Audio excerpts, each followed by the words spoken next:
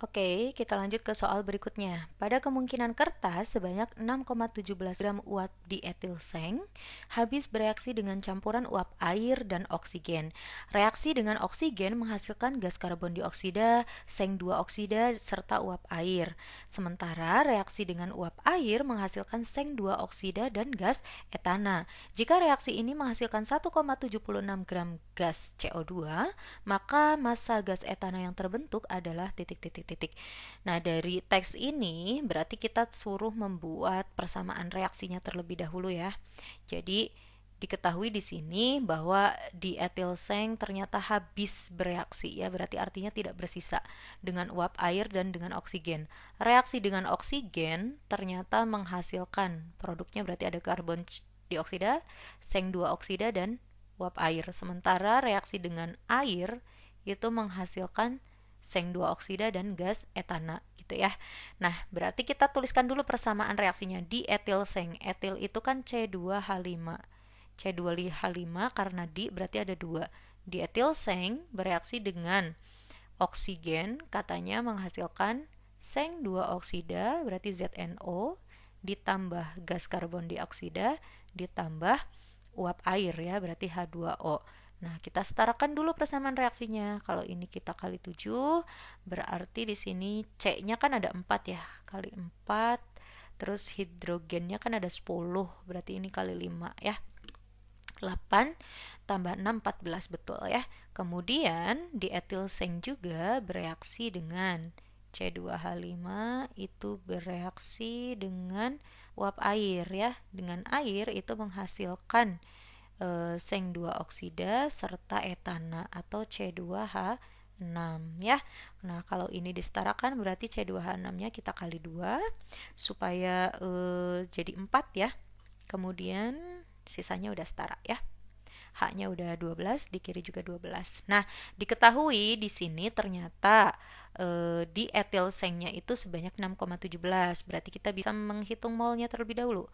Mol dari C2H5 2Zn itu sebanyak gram per mr, berarti bisa kita dapatkan 6,17 dibagi 123,4, maka kita dapatkan berapa tuh? Kita hitung terlebih dahulu ya. 6,17 bagi 123,4 itu dapat 0,05 atau 1/20 ya, 0,05 mol. Nah, kemudian diketahui juga gas CO2 yang dihasilkan ternyata sebanyak 1,76 gram CO2. Nah, kalau kita tuliskan mol CO2-nya, berarti dengan rumus yang sama gram per mr, maka kita dapat 1,76 dibagi mr CO2 itu 44 ya.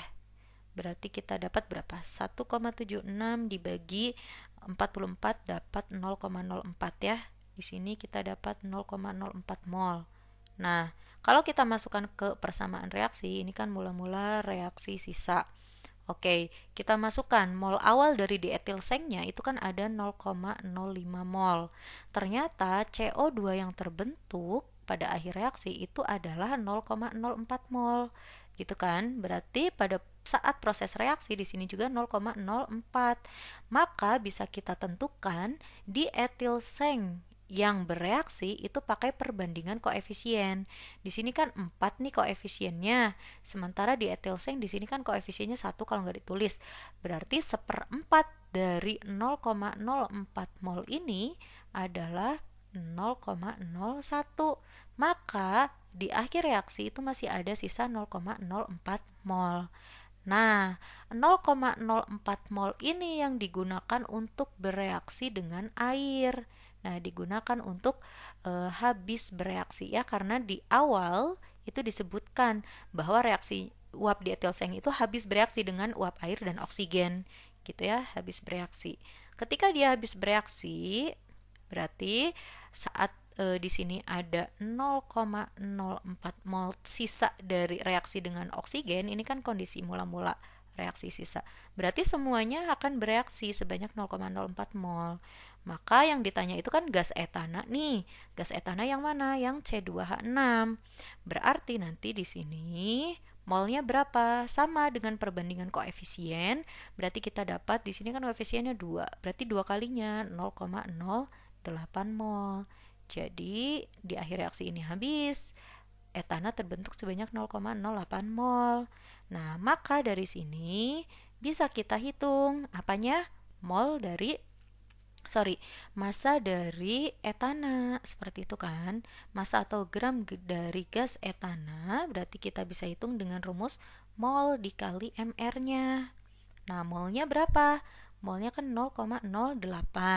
mR dari gas etana itu kita hitung ya. C itu kan AR-nya 12. H itu AR-nya 1. Berarti 2 kali 12 24. Tambah 6 kali 1 6, maka mR-nya 30. Sehingga kita dapatkan gramnya itu sebesar berapa? 0,08 dikali 30 atau sama aja 0,8 kali 3. Hasilnya adalah 2,4 gram.